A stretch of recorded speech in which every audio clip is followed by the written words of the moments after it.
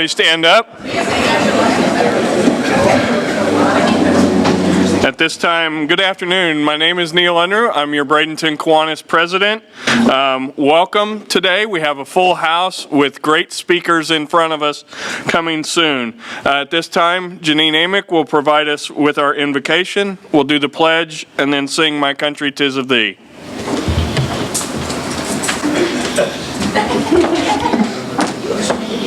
You have a booming voice. Will you pray with me? Father God Almighty, we thank you for this opportunity to come and gather. We are so specially blessed to hear the young voices today with prepared speeches. Calm them and give them peace. Give us the ears to hear, the eyes to see the future in them, and then the minds to go out and continue the good work to serve our community. Bless the hands that have prepared the food. And thank you, Lord God, for giving us this day. Amen. I pledge allegiance to the flag of the United States of America and to the republic for which it stands, one nation, under God, indivisible, with liberty and justice for all. Okay, get us started. My country 'tis of thee, sweet land of liberty, of thee I sing. Land where my fathers died, land of the pilgrim's pride, from every mountainside, let freedom ring. You may be seated. Okay, we have a packed agenda, so we're going to start right away. Is Jay Hoffmeister in the building? If not, some community service items. A big thank you to everyone who has done was a judge. If you were a judge this past weekend, would you please stand up or be recognized? There you go. Thank you. Did we have any at the fishing tournament this Saturday? If you would rise, if you were. Doesn't look like we did that. All right. On this Saturday, we should have the Habitat for Humanity will be giving, allowing Stephanie to come in. So we will be part of that presentation. So that will be over in Palmetto this Saturday. I don't have the time. Be looking on Portal Buzz to see when that is. Club board meeting is going to be tomorrow at Facilities at noon. Penguin Project. Do we have anybody here who wants to say anything? I just want to say thank you. Yes, there's somebody. I'm just going for the floor again. Thank you so much. You know, we have 2 performances left, and I put thank you notes on some of the tables, and we have some posters. And I think Kent just want to say one thing real quick. From Easter Seals, because the last 2 nights our young adults have participated, and I just want to say from the bottom of our heart from Easter Seals to thank you, Kiwanis, for the support. 8 months ago, when the idea came across to form the Action Club and start this Penguin Project, I can't really tell you what the expectations were at that point in time. They probably were not as high as some might have thought, but all I can say is after seeing the performance last night and seeing these adults, if you haven't seen it, please go see it, because it is amazing. And all I have to say is thank you to this organization, because without you, it wasn't possible. And the change that you made in these adults' lives, you have no idea. It is a major change. So thank you.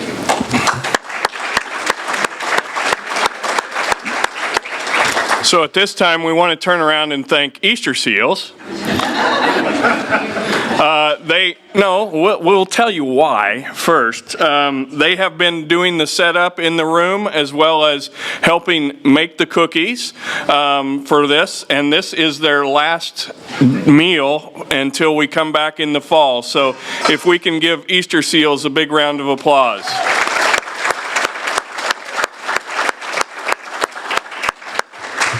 All right, and we'll just keep on going because we got a big item to talk about, and that's the playground.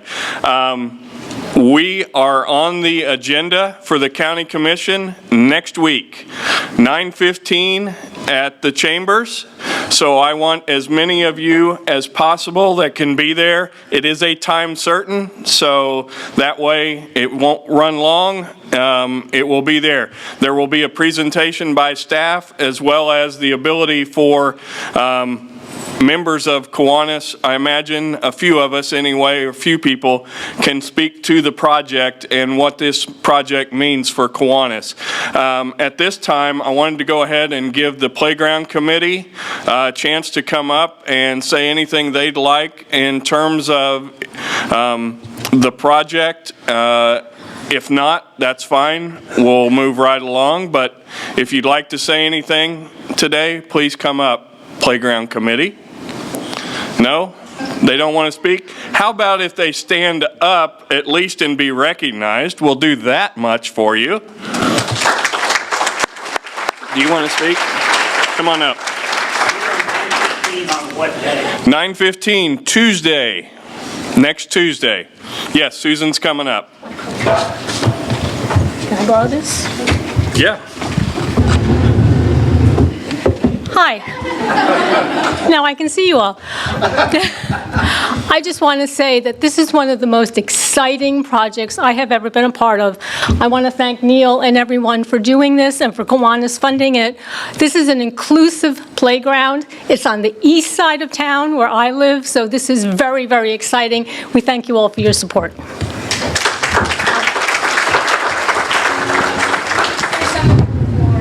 I just want to give a big shout out to Neil because we got a big sticker shock there at a point, and he worked so hard and got this down to where it was doable, and I think it was all based on your leadership, so thank you.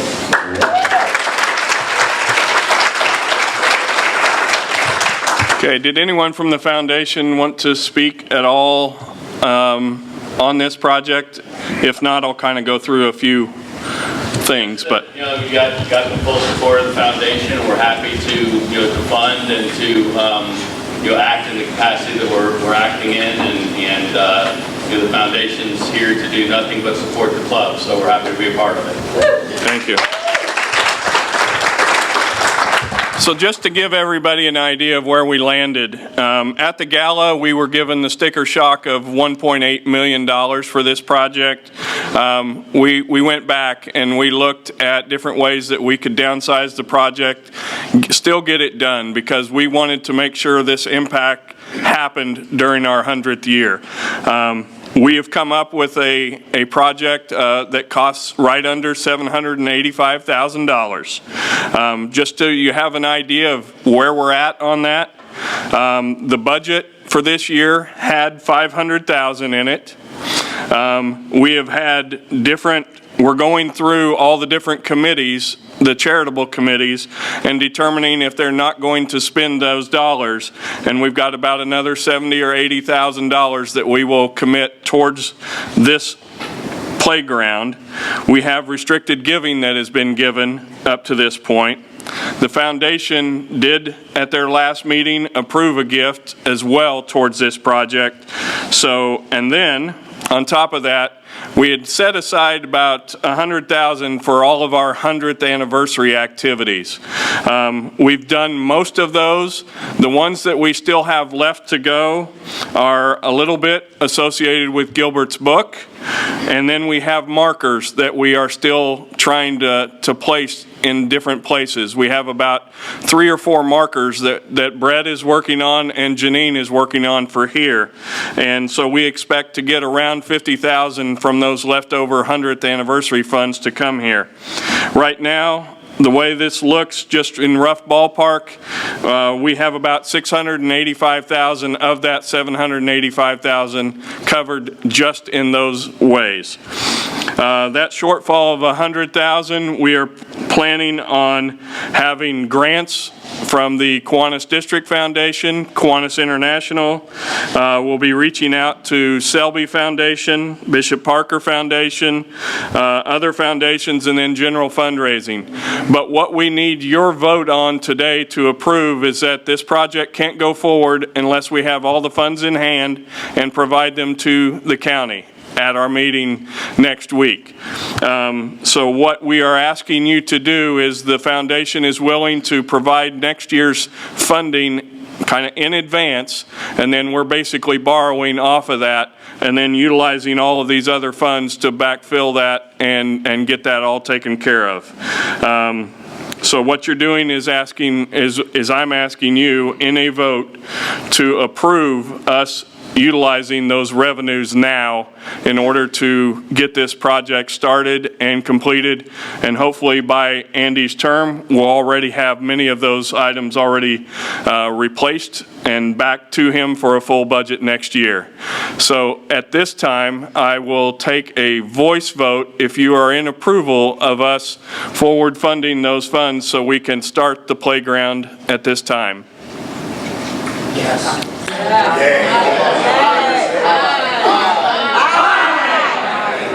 I don't know if I've heard enough. Do I have to have a voice vote individually? Are there any opposed to this?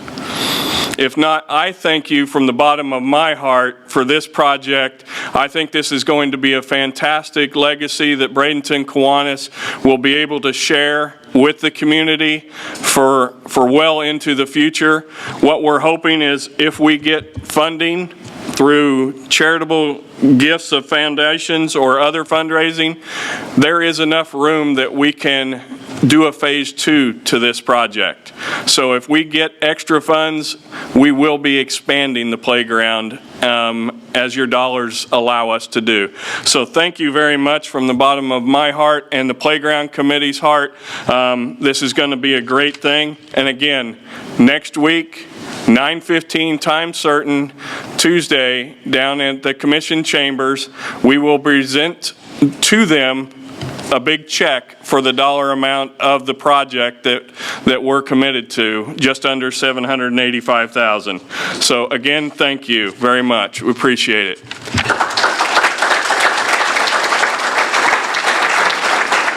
All right, we've rolled right into 12:30. Rita, do you have our guests, please? Good afternoon, everyone. When I call your name, guests, if you please stand so we could give you a warm Kiwanis welcome. Our first guest is Alexandra Dimper. Alex, welcome, Alex. Jerry McGidden.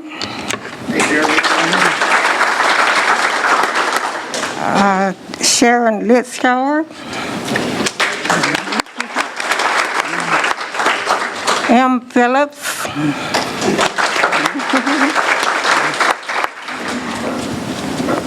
Angela DeJong.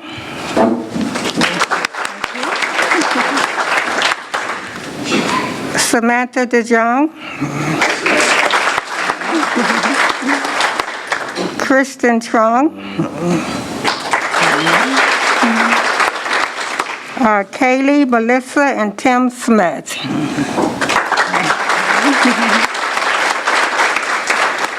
Martina G. Costa. Jesse Jacobs.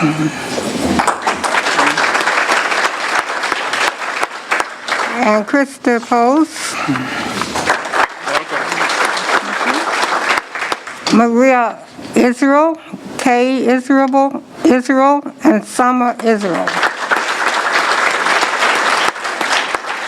If I missed anyone, please stand so we can acknowledge you. Did I miss you? Welcome. Thank you all for attending and welcome. We have one over here. My name. Okay. Teacher Trevor Jody from Goodwill. Thank you. Thanks again for attending. Okay, Andy, you want to do some trivia here? thought that was... That was the answer? Brett Pollock wins the first of many prizes. Brett, this is a $20 gift card from Turner Donut Shop. Come on up. Come on up. Sorry, Andy. Smart responses require smart aleck responses too. There is no picture, so just stand here. You want to take a breath? Oh. Well, wait a minute, I can't. Oh, this way. No, this way. No, this way. Thank you, Neil. You're And so congratulations on your year. Okay. All right.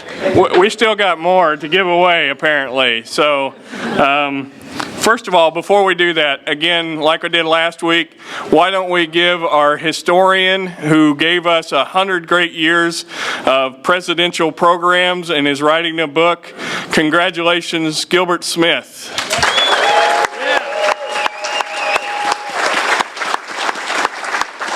I'm not sure if he's won the next prize or not. Oh, we don't know that. No. Okay, so we'll at least give away a few of these items. We'll see how many we can give away. What programs or events were started or brought back this year? Anybody got any ideas? Trivia. Action Club. Action Club, Barbara. All right. What would you like? Ed Nicholas, what did we bring forward this year? Key leader. Oh, there were many people ahead of you. I can't even give you a prize. All right, who said it first? Who got key leader? Jane Coker, come on up.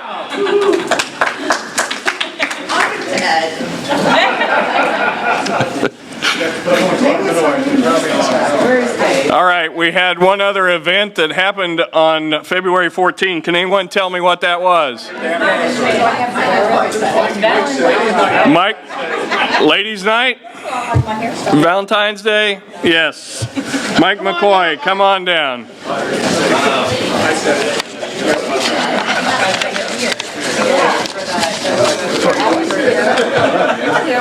There you go. Congratulations. I don't have any other trivia questions. Let's see. What did Andy dress up as last week to present? Okay, I heard a Gallagher. Where did I hear that? Dave Shugel. Dave Shugel, come on down. We're trying to make these very difficult for everybody. Because we know when Gilbert asked the trivia questions, nobody got them. So.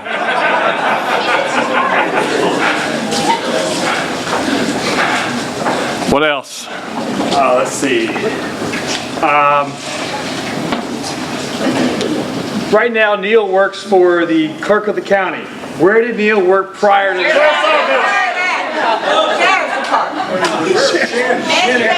Is that? Well, see, there's two prizes right there. So Andrea can have one, Linda can have one. Wow!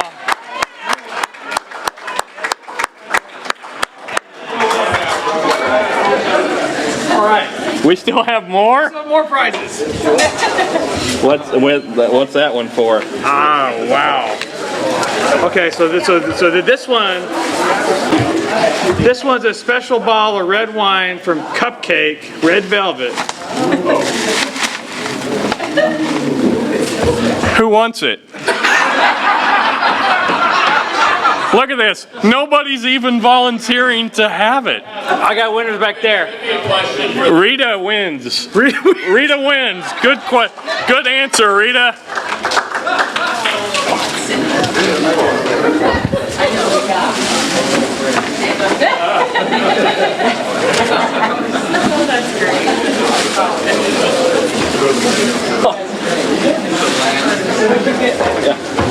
Yeah, I don't even know how to do that one. All right. Well, and now I understand your history. Remember, there was a reference to reptile, was there not? Reference to reptiles, yeah. Who remembers the reference to the reptile? Of course, no one's going to answer that one. Keep that away from me. Alligators and, No alligators. No alligators. Who's snakes? Who said snakes?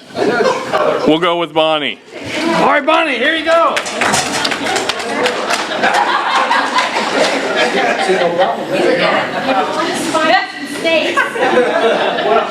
Today's your lucky day. Because it actually is a snake.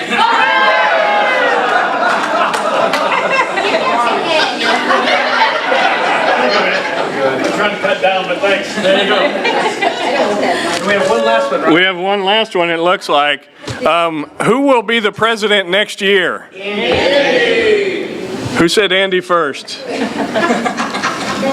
Ron Springer, you win because I looked at you. All right, very good. Come on.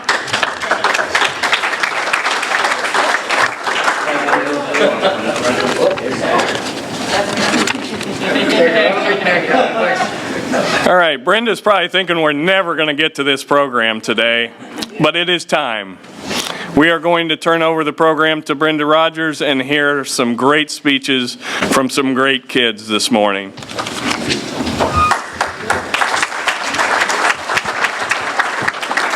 Thank you. I have a great trivia question, but no prizes.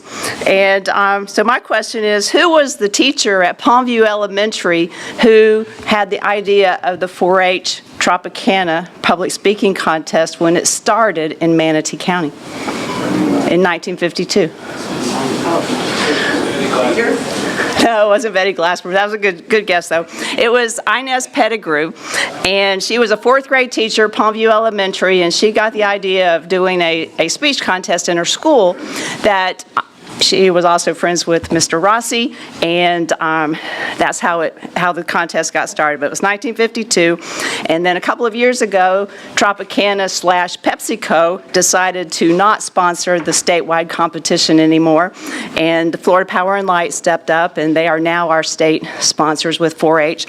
But in the couple of years in between, the Bradenton Kiwanis Club picked up a big sponsorship, but have always been part of the success of the program here in our local program. So I'm going to move right ahead and introduce our 4-H agent, Alexandra Draper. Alex came, was it last year? You just started in May, right? Okay, so Alex had just started after last year's competition, and she's doing a great job for us here in Manatee County, and she's going to introduce our speakers, and I know you're in for a treat. Thank you, Alex.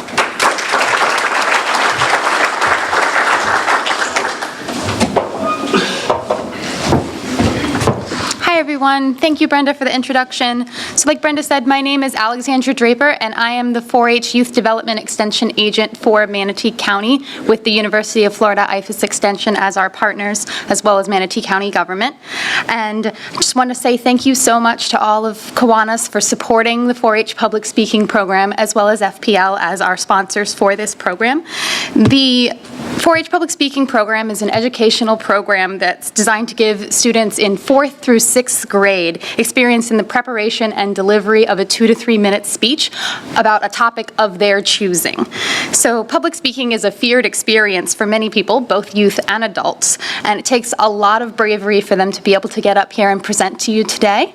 These youth that we're going to be meeting today that will be speaking to us actually have won this competition first at their classroom level, then at the school level, and then moved on to the county level competition, which was held last Saturday. And a number of your Kiwanis members served as judges for that competition, so we really appreciate them coming out to support the program. We had over 150 parents, grandparents, teachers, and siblings and friends join to watch the county competition on Saturday, and 18 area elementary and middle schools presented. And this is the 53rd year that this competition has been held in Manatee County. So these speeches are split into 2 age divisions, an elementary age division, which is 4th and 5th graders. So we're going to be hearing from our 1st, 2nd, and 3rd place award winners for 4th and 5th grade today. And we're also going to be hearing from one of our honorable mentions. We actually had 2 honorable mentions that were selected for their impactful speeches from 4th and 5th grade to come speak with you as well today. And unfortunately, our 2nd and 3rd place winners from middle school, 6th grade, were unable to make it, but we do have our 1st place presenter from middle school who's going to be speaking to you today. So let's move on to what we actually want to hear, which is the youth. So I'm going to go ahead and start with our distinguished honorable recognition speaker who was chosen for her impactful speech. This is Kaylee Smith from McNeil Elementary School, Ms. Swarding's class, and her speech is titled, "You're Not Alone."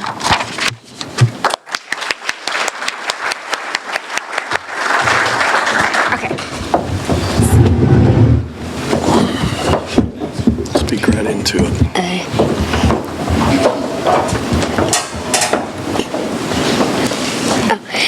It's Monday, and I just got invited to a Friday night sleepover. It's Tuesday, and I'm super excited for Friday. It's Wednesday night, and I cannot wait for Friday night. It's Thursday, and I'm packing my bag. It's Friday, and it's the night that I've been waiting for all week. I'm having fun with friends all day. When I lay down to try to go to sleep, I start getting this feeling in my stomach. My head is saying, oh no, not this. Have you ever heard about anxiety? Well, I have. Everyone has anxiety, but some people have more than others. Anxiety affects me and my entire family. Sometimes anxiety stops me from doing some things I love. Anxiety is something I live with, but how do I conquer it? During the day, I'm fine, playing with friends, doing schoolwork, and just being a kid. But when I get home, the clock just keeps ticking.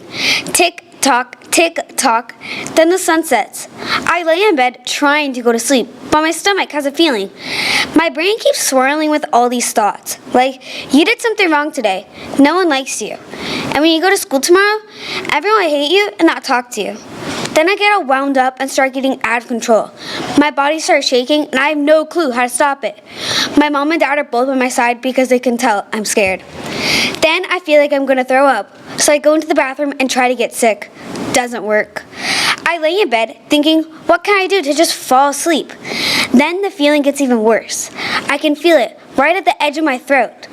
While I'm in the bathroom, I'm thinking to myself, to just make myself get sick is just not healthy, and I shouldn't have to think that I have to throw up to just fall asleep. I look at the time and it's already 10 o'clock.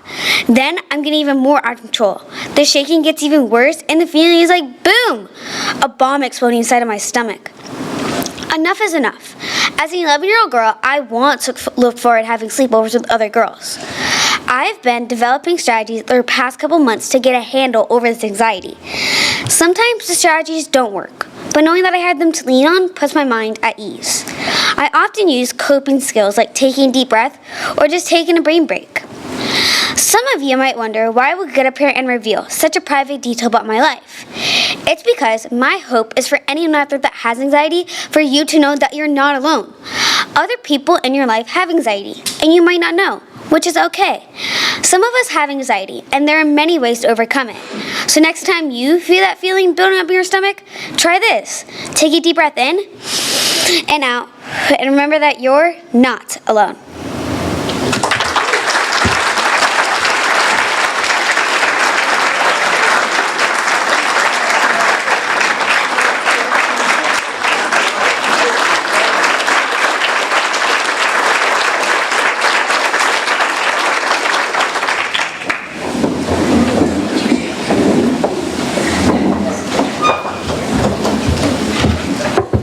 Thank you, Kaylee.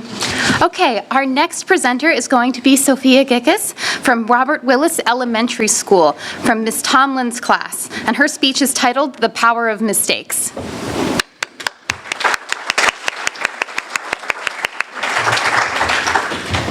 you want me to move that or do you want to stand on it? Move her down.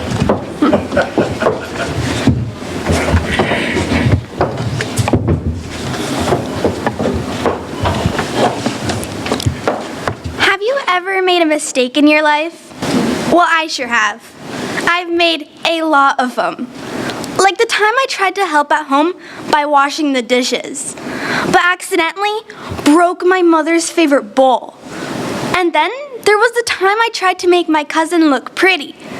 What I thought was eyeliner turned out to actually be a permanent marker. She unfortunately wore that look for a while before it came off. Like I said, I've made many mistakes. However, making them isn't always a bad thing. Mistakes give us a chance to learn valuable lessons. Like the time I was riding a horse and accidentally let go of the reins. I learned 2 things that day. 1, that the ground is much harder than I thought. And 2, I learned to face my fears and get right back on the horse. That experience gave me courage I didn't have before, making the mistake of falling. I used to be really afraid of making mistakes, but not anymore. In fact, I've learned that many famous people in history have made tons of mistakes before finally succeeding at what eventually made them famous. For example, the children's author, Dr. Seuss. When he wrote his first book, he was rejected by 27 publishers before one decided to publish it. What if Dr. Seuss had given up writing books? We'd never know about green eggs and ham. Another person is Thomas Edison, who invented the light bulb. He made many mistakes before getting it right. When asked about that, he said, "I have not failed. I've just found 10,000 ways that won't work." Can you imagine if Edison had given up after just 1,000 fails? Where would we be today? I know for one thing, we'd all be in the dark right now. So if these famous people made lots of mistakes like I have, then I'm in pretty good company if you ask me. Maybe I'll even be famous one day if I keep making mistakes. I mean, if I'm not afraid to make mistakes until I succeed. Many people often let their fear of failure get in the way of even trying to achieve something. But if they never try, then they've already failed. So the important lesson here is to always try your absolute best and not be afraid of the outcome. So the next time I'm faced with the possibility of making a mistake, I'll just remember the words of President Roosevelt, who once said, "The only thing we have to fear is fear itself."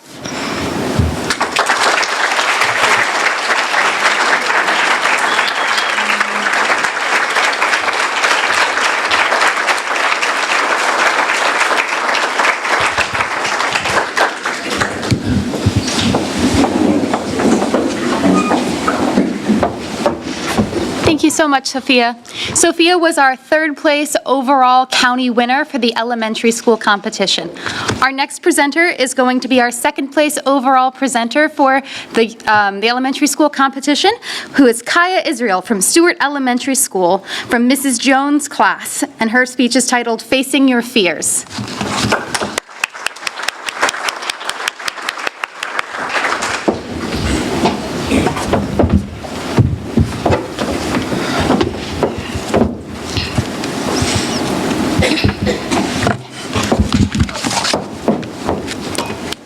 Okay, go ahead and release the giant spider. Just kidding, but did I at least scare you a little bit? Did you know that 3 to 15% of people have arachnophobia, fear of spiders? But that's not all people are afraid of. People can be afraid of heights, snakes, clowns, and everything in between. Today, I'm going to talk to you about facing your fears. At one point in your life, you're probably going to have to gather some of your courage and face a fear. That's exactly what I'm doing today. One of my big fears is speaking in public. So here I am facing my fear. Some of you might be thinking, but you don't look afraid. You just look like the normal Kaya we see every day. That's because I prepared myself. Did anyone notice that I took a big, deep breath before walking in front of everyone? That was me getting all my courage inside of me. I'm also not looking at any of you. I know. We're supposed to have eye contact. Looking at all of you in the eyes would probably make me more nervous. So I'm looking at your foreheads, and I bet you didn't even notice. Another strategy I learned was to practice, practice, practice. First, I practiced in my room alone. Then, I practiced my speech in front of my family. I wanted to make sure I was familiar speaking in front of a crowd. Now, most of you would probably agree that I don't have the strongest voice in class, but that wouldn't stop me from giving a great speech. When I was alone with no one around, I would practice using a stronger voice. When practicing in front of my family, I had them sit in the other room so they could hear me from far away. People use these skills, breathing techniques, eye contact tricks, practice, and voice projection to help them mentally and physically prepare for speeches. A trick I made up for myself was highlighting certain words on my note card so I wouldn't lose my place.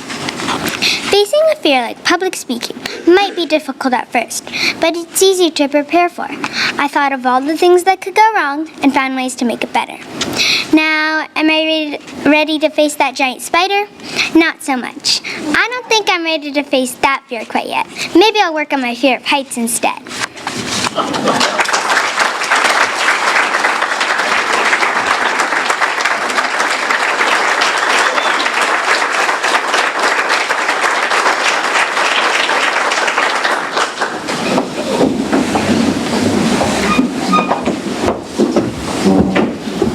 Thank you, Kaya. Now I present to you our overall first place winner for the 4th, 5th grade competition, Sadie Jacobs from St. Joseph's Catholic School from Miss Carataro's class. And her speech is titled, How to Love Mondays.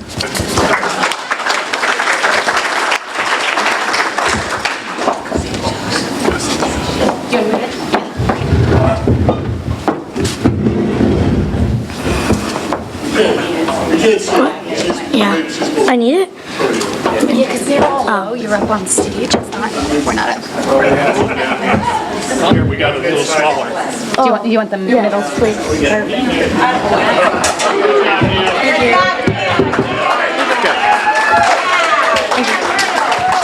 There you go. Thank you. Good afternoon. My name is Sadie Jacobs. My speech is about something people have been trying to do basically since the dawn of time. That's right, everyone. My speech is How to Love Mondays. But I know what you're all wondering is, how do you love Mondays? It seems almost impossible. What everyone might think is to love Mondays, what if we just eliminate it from the work week in general? Then, we don't love Mondays. The weekends would always be long weekends. The weeks would always be short weeks. It seems like the perfect solution, but it's not. If we eliminate Mondays from the work week, then Tuesdays will soon have the same effect as Mondays.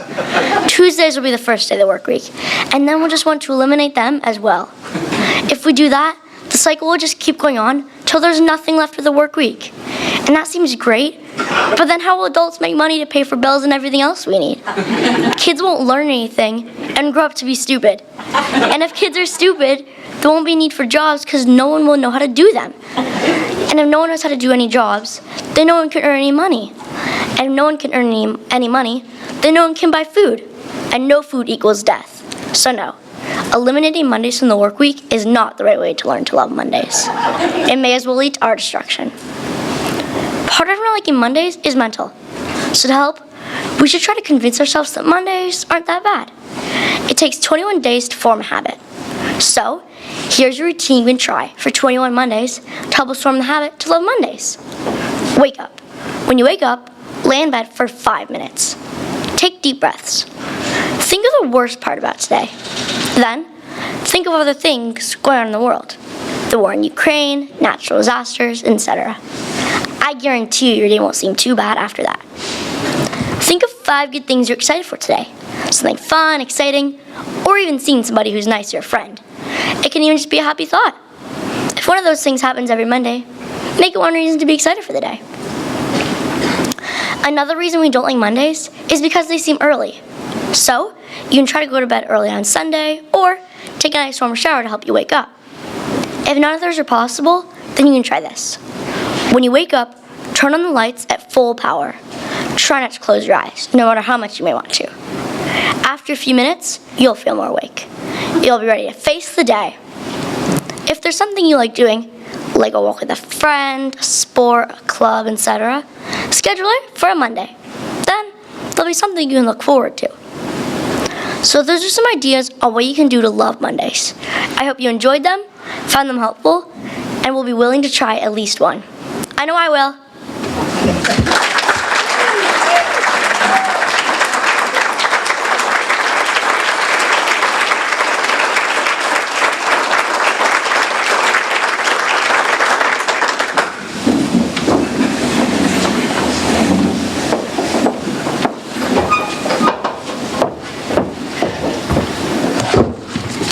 Thank you, Sadie.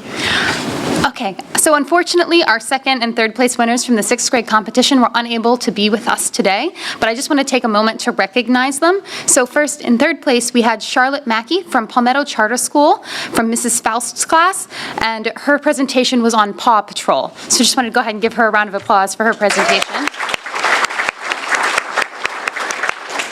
And then we had Kayla Fleming from St. Joseph's Catholic School from Mrs. Jarvis's class with The Big Lesson. And our final presenter to you this afternoon is going to be our overall first place winner for the 6th grade competition, who is Samantha DeYoung from Family Life Community School, Mrs. Reinhardt's class, with Eliza Hamilton.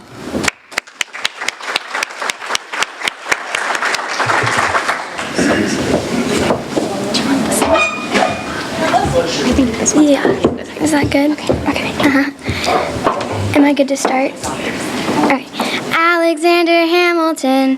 His name was Alexander Hamilton. You may be familiar with his story from the recent Broadway musical.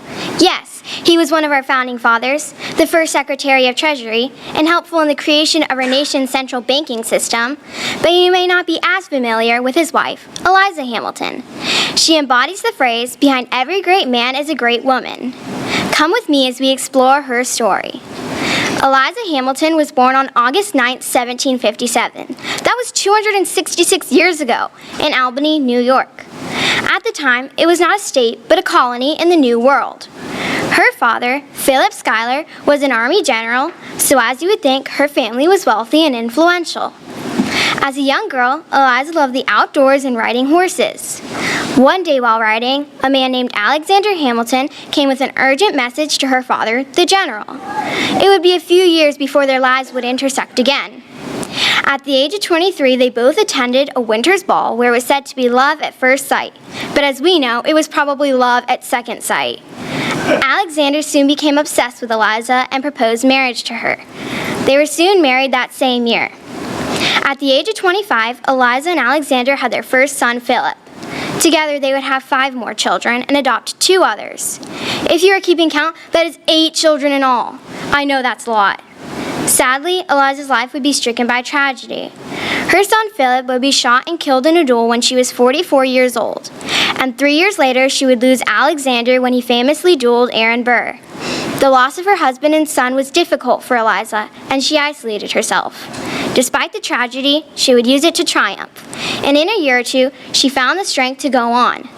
She would use her talents to help children, which would ultimately honor her husband. In 1806, at the age of 48, Eliza helped open the first private orphanage in New York. This was an important project for Eliza. It honored her late husband Alexander, who had been an orphan from the Caribbean. This orphanage helped stabilize the lives of countless children. Although no longer an orphanage, a family and youth organization is still active today. Eliza was also helpful in the creation of a school in New York. This school, the Hamilton Free School, provided a private education to those who could not afford one. We have seen many great women throughout history, but none were quite like Eliza Hamilton. She was a fun-loving, kind-hearted person. She was a loving wife and accomplished many great things through her 97 years on this earth. I believe we could all use a little bit more of her ambition to help others.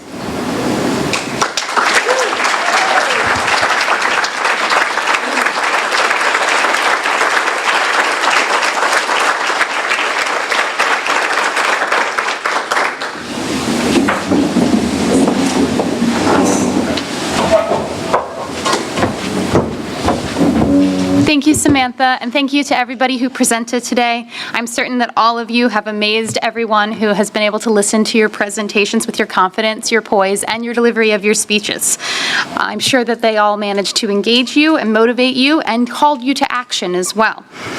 We commend the parents, the guardians, and the teachers for nourishing their minds and their well-being and guiding them through this process. I also want to say thank you to Bradenton Kiwanis for having us today. We're grateful for your continued support of the Manatee County 4-H program.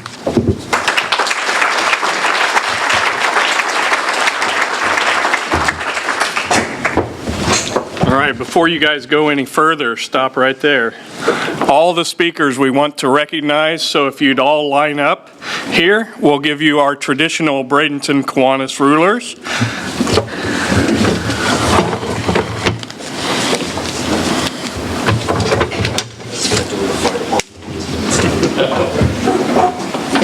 There you go. One on each side.